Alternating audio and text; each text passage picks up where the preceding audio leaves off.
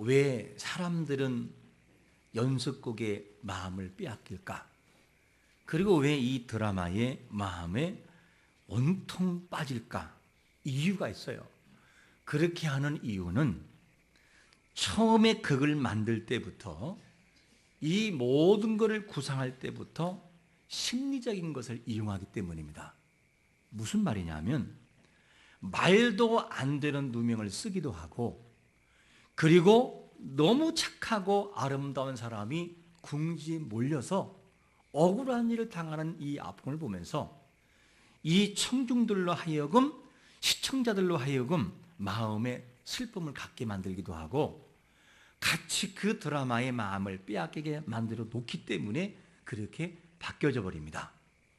그래서 시청자들이 나름대로 스토리를 전개하지만 우리의 뜻대로 가지 않고 우리의 정반대로 갈 때가 많아요.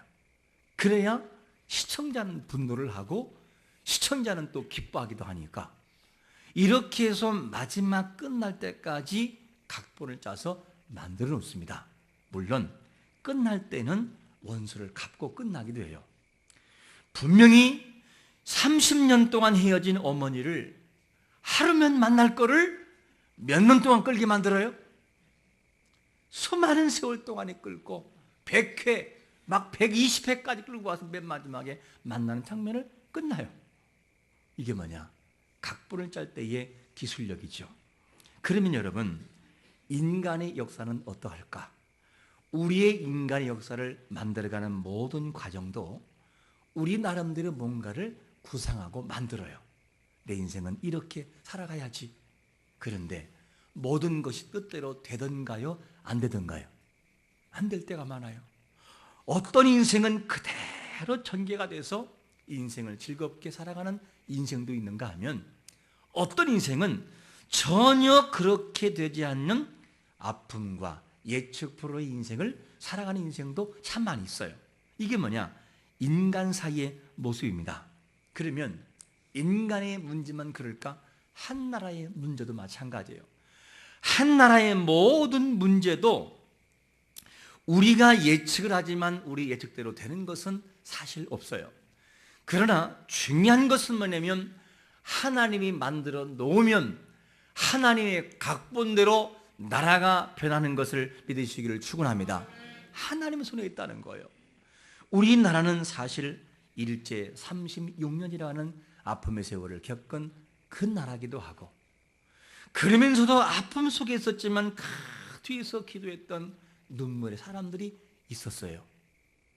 그런가 하면 6.25라고 하는 아픔을 통해서 너무나 큰 사람들이 죽기도 하고 많은 사람들이 이별을 했습니다. 하지만 그 뒤에도 반드시 기도하는 사람들과 함께 독립을 위해 싸워나갔던 사람들이 있었어요. 하나님은 그들의 눈물과 그들의 아픔을 보시고 나라를 회복한 것을 믿으시기를 축원합니다. 이것이 너무나 중요한데, 이 소돔과 고모라가 멸망당한다는 소식을 듣고 아브라함의 애타는 가슴이 있었어요. 어떻게 하든지 저 안에 있는데 촉칼롯을 구원해야 되겠다는 애타는 심정으로 그는 애타는 마음을 갖고 하나님께 찾아가지 않습니까? 여러분, 중요한 것이 뭐냐면 이 시대에도 하나님은 나라와 민족을 놓고 기도하기로 하는 사람들이 많이 일어날 것을 지금도 원하고 있음을 믿으시기를 축원합니다. 정말 나라를 놓고 기도해야 되는 것이 맞습니다. 이 나라는 사실 지금 장로님이 아까 기도한 것처럼 정치적으로 너무나 혼란스러워요. 그리고 경제적으로 많은 위기가 있고 안보 또한 더욱더 그렇고 모든 생각과 사상들이 많이 힘든 가운데 있습니다. 이런 것들을 하나로 묶고 이길 수 있는 이유는 뭐냐면 이거를 이기는 것은 다른 것이 없어요. 모든 6.25를 넘어가게 하시고 그리고 36년의 고통의 세월을 이기게 하신 하나님은 그분 앞에 위기를 놓고 기도할 때만이 이 나라는 바로 설 수 있는 것을 믿으시기를 축원합니다. 그래서 믿음의 사람들이 막 일어나는 것이 뭐냐? 하나님의 마음이라는 것이죠. 오늘 읽은 말씀의 내용도 민족의 한 나라의 고통을 다루고 있는 내용인데 오늘 배경이 어떻게 시작이 되지요? 이 배경을 보면 이스라엘 백성들이 약 400년 넘는 세월 동안에 아픈 세월을 보냈어요. 애굽에서. 그런데 하나님이 이 애굽에서 이스라엘을 구출하기 위해서 누구를 사용하시죠? 모세라는 사람을 몇 살에? 80세에 부르셔요. 80세에 그를 사용하셔서 이스라엘을 구해냅니다. 그리고 구해낸 이 이스라엘 백성들은 가나안을 향해서 정말 급하게 그들은 탈출하죠. 근데 이스라엘 백성들은 어디로 가냐의 문제가 아니라 그 바로의 억압 속에서 어떻게 벗어나냐의 문제에서 사실은. 그리고 너무나 조급한 가운데 탈출하고 그들은 이제는 바로의 모든 이 억압에서 벗어나게 됩니다. 마음도 평안한 것도 잠시였어요.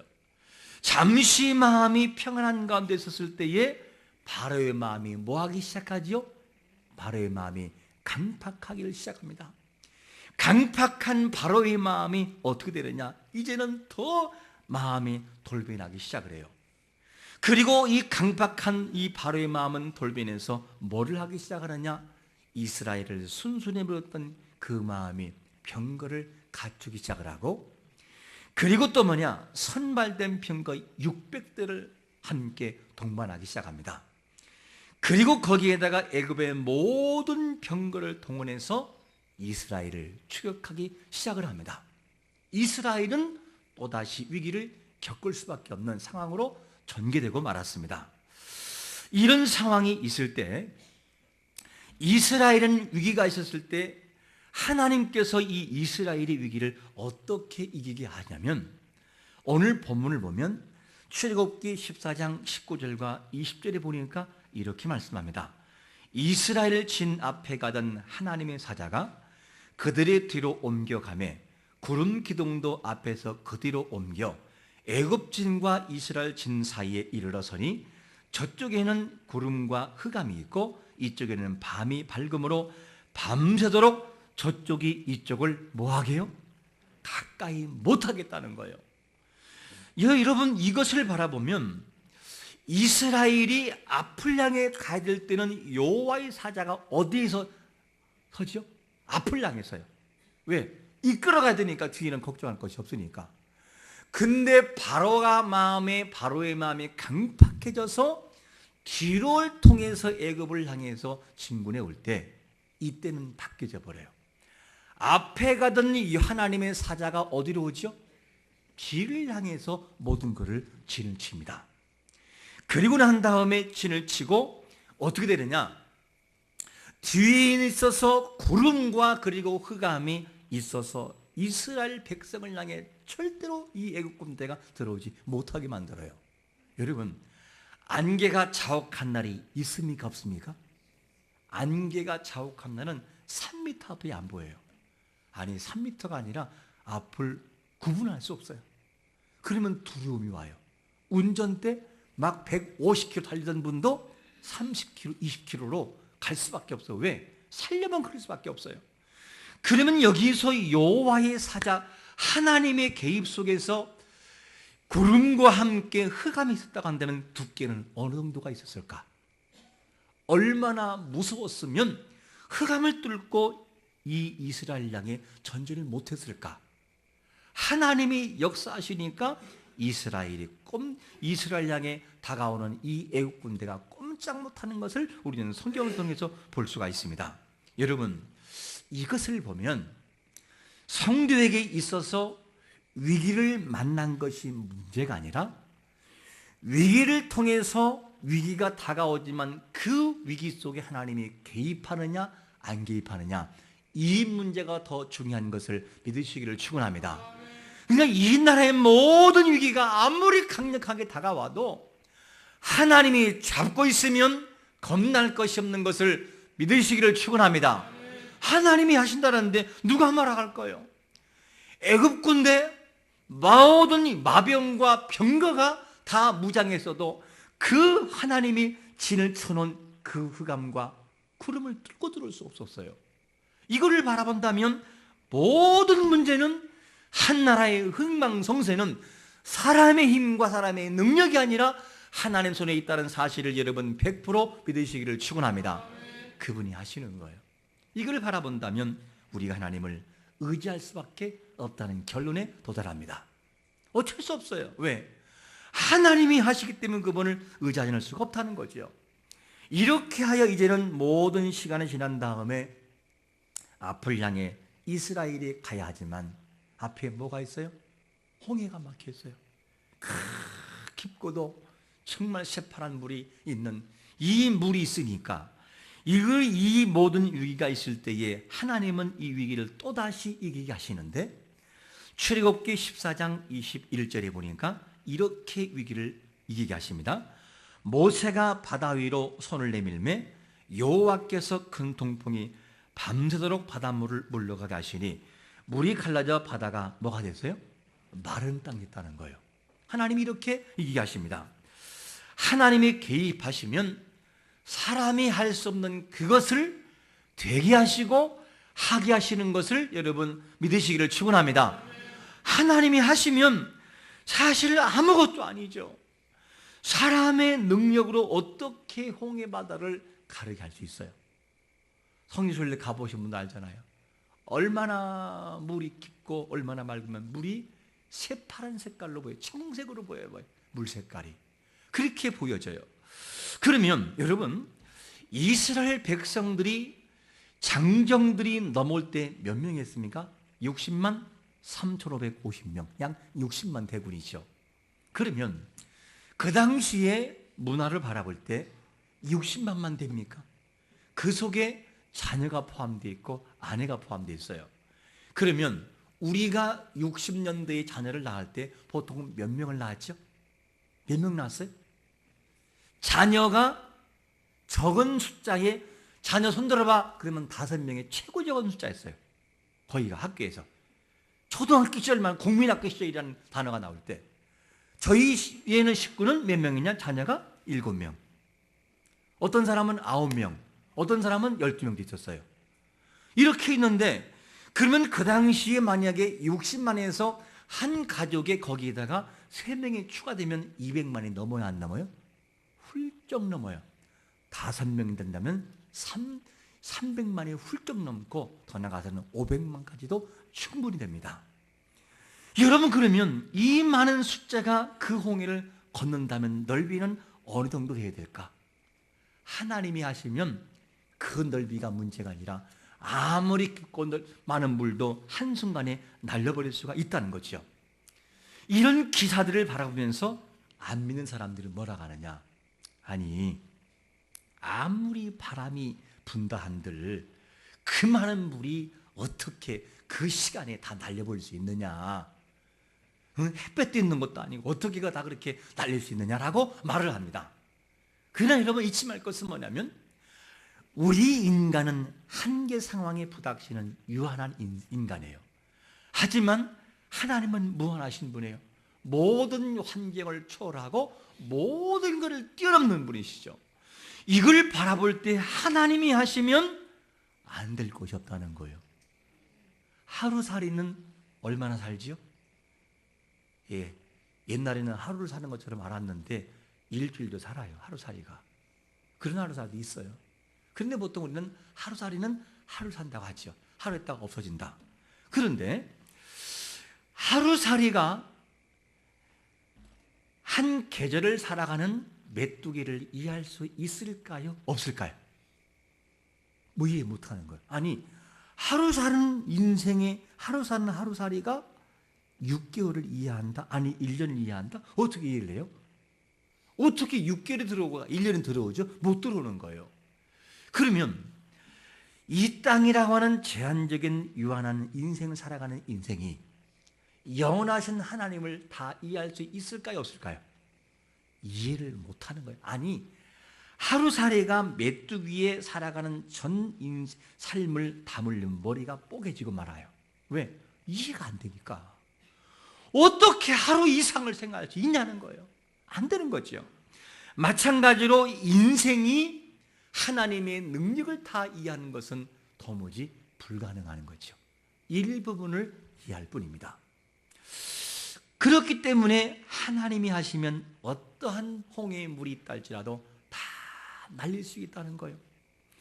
그렇기 때문에 다윗은 위기 가운데 있을 때 뭐라고 고백하냐면 사무엘하 22장 16절에 보니까 이럴 때 여호와의 꾸지람과 콧김으로 말미암아 물밑이 드러나고 세상 기초가 나타났도다, 이렇게 표현되는 거죠.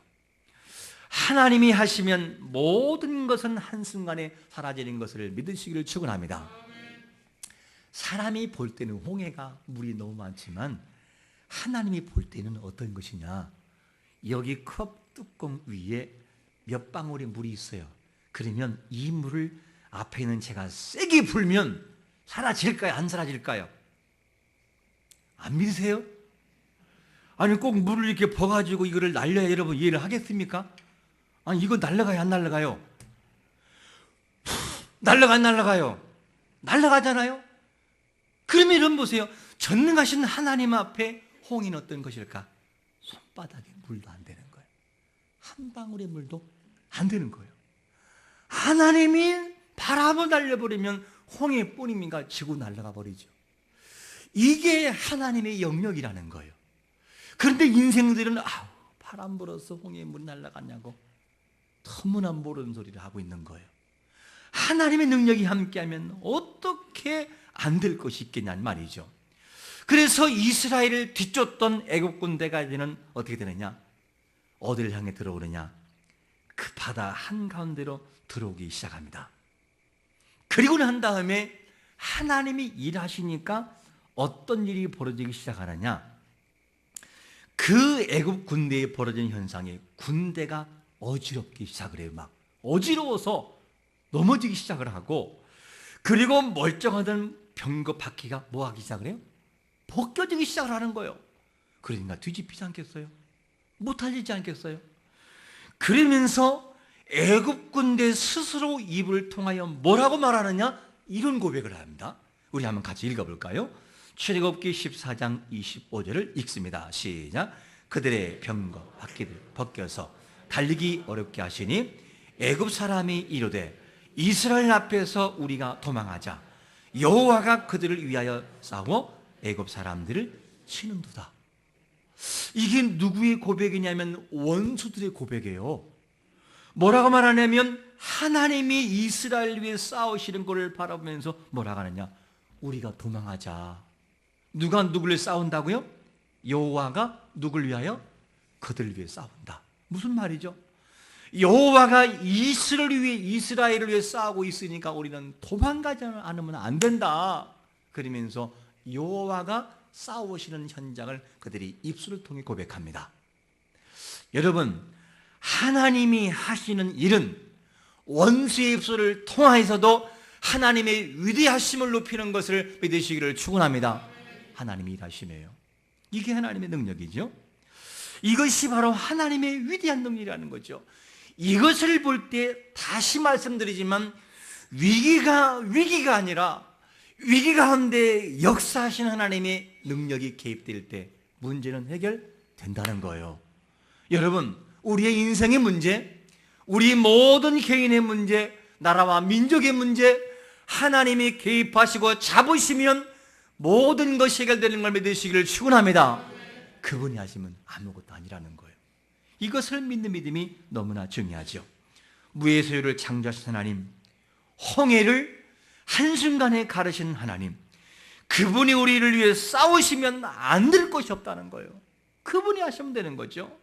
그러면 이스라엘의 모든 문제를 개입했던 하나님, 이 개입했던 하나님께서 모든 걸 놔두시니까 이스라엘은 어떻게 이 애굽은 어떻게 끝나느냐? 출애굽기 14장 28절에 보니까 물이 다시 흘러 병거들과 기병들을 덮되 그들의 뒤를 따라 바다에 들어가 바로의 군대를 덮으니 하나도 뭐 했다고요? 남지 아니했다는 거예요. 그럼 묻겠습니다. 이스라엘 백성들이 가장 걱정했던 문제가 무슨 문제였죠? 무슨 문제? 뒤에서 추격해오는 누구? 바로의 군대였어요. 애굽 군대. 이 애굽에 쫓아오는 것이 그들의 가장 큰 고민이었어요. 그런데 성경은 뭐라고 하느냐?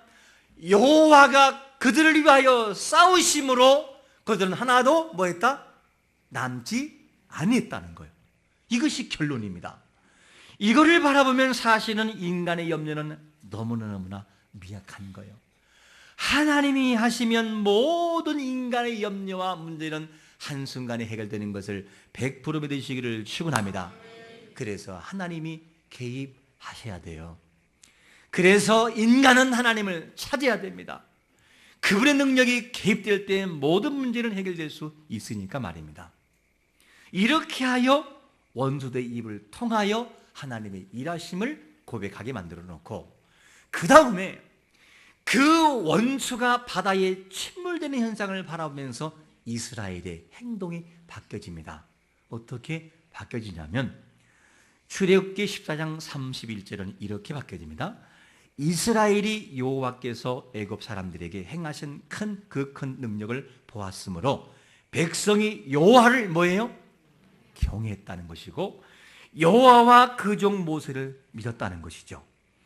여러분, 하나님의 영광은 믿지 않는 자의 입술을 통하여 받으시기도 하지만 더 중요한 것은 뭐냐면 당신의 거룩한 자녀의 입술을 통하여 영광 받으시고 고백되는 것을 원하고 있음을 믿으시기를 축원합니다.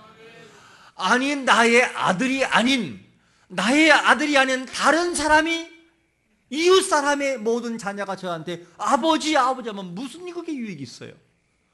내 아들이 아닌데 아버지 하면 무슨 나에게 기쁨이 있냐고요? 그런데 조금 뚱뚱해도, 조금 키가 커도, 키가 작아도, 조금 못났어도 그 사랑하는 아들이 아버지에게 아버지라고 감동할 때 왜? 라고 감동하는 것이 아니겠냐는 말이죠. 하나님은 지금 우리의 입술을 통하여 당신의 위대함을 찬양하게 원하시는 것이 아버지의 마음인 것을 믿으시기를 축원합니다.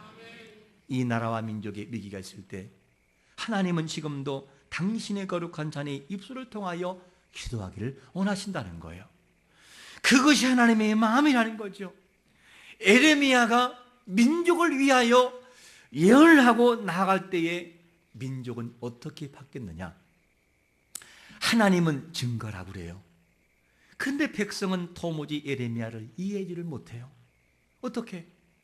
너는 우리나라의 사람이라고 한다면 어떻게 그런 반역적인 말을 할 수 있느냐? 어떻게 이 나라와 민족이 금방 해방이 안 되고 많은 세월 동안에 그런 고통을 받을 거라고 말할 수 있냐? 너는 우리말 바꾸는 배신자라는 거예요.